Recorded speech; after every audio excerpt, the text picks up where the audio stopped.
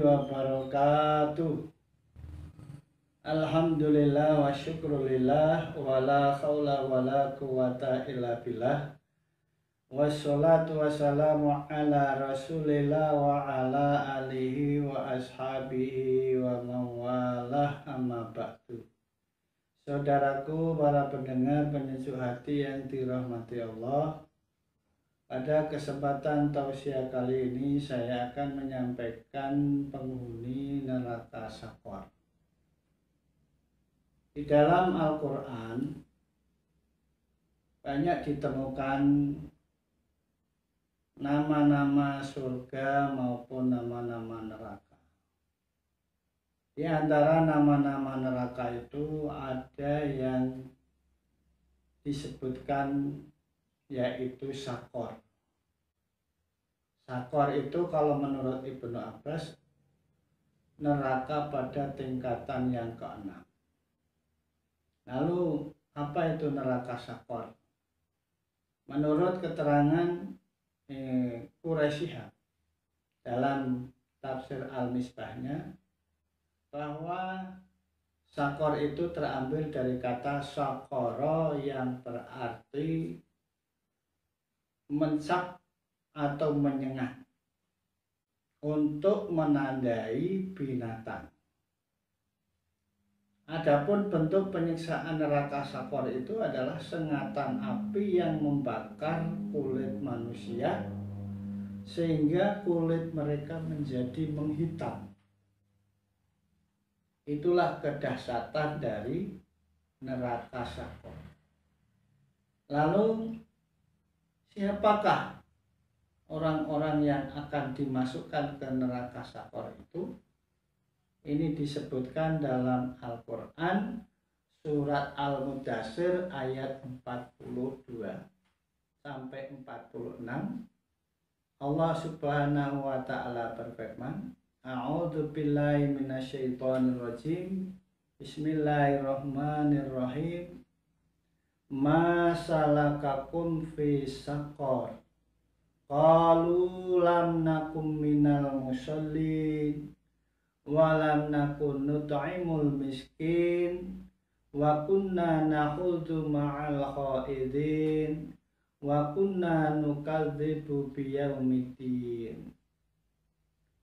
Yang artinya, apakah yang menyebabkan kamu sekalian masuk ke neraka Saqar? Mereka lalu menjawab, kami dahulu tidak termasuk orang-orang yang mendirikan sholat.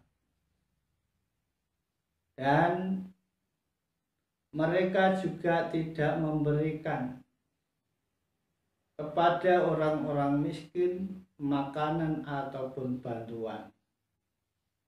Dan juga kami dahulu suka membicarakan hal-hal yang batil kepada orang-orang yang suka membicarakannya. Dan juga kami dahulu suka mendustakan hari pembalasan. Jadi ada 4 calon penghuni neraka Saqar disebutkan dalam Al-Quran surat Al-Mudaththir ini. Yaitu yang pertama adalah lam nakum minal musallin. Ketika ditanya apa yang menyebabkan kamu masuk neraka Saqar, mereka yang ada di situ menjawab, dulu kami tidak termasuk orang-orang yang mendirikan sholat. Sekarang baru terasa dan saya sekarang merasakan. Dulu ketika saya diajak untuk sholat, saya tidak mau. Bahkan saya menentang. Akibatnya sekarang saya merasakan semua itu. Padahal beberapa kali disebutkan dalam Al-Quran, sholat itu adalah sarana untuk mengingat aku. Aqimi sholah lidzikri. Dirikanlah sholat untuk mengingat aku. Seperti itu kata Allah yang disebut dalam surat Toha ayat 14.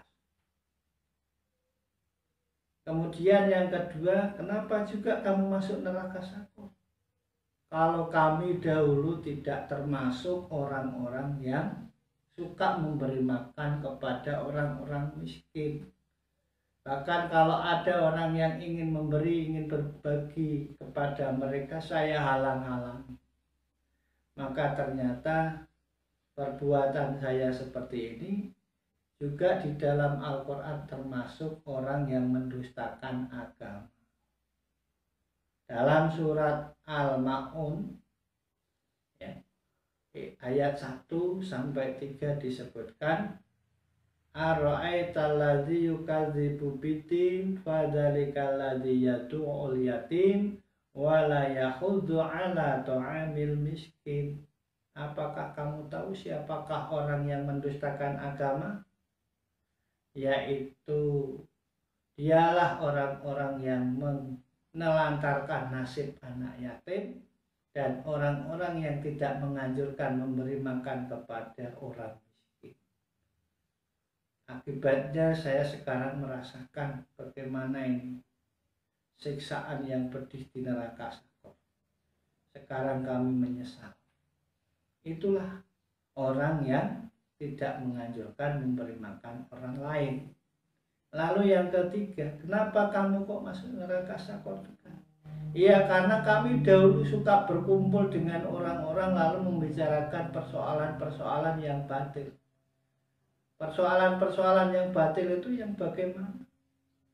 Ya kami dulu suka kongko-kongko, ngobrol-ngobrol lalu membicarakan aib seseorang, menggunjing, lalu mengadu domba, berbuat namimah, lalu memperolok-olok satu golongan kepada golongan yang lain.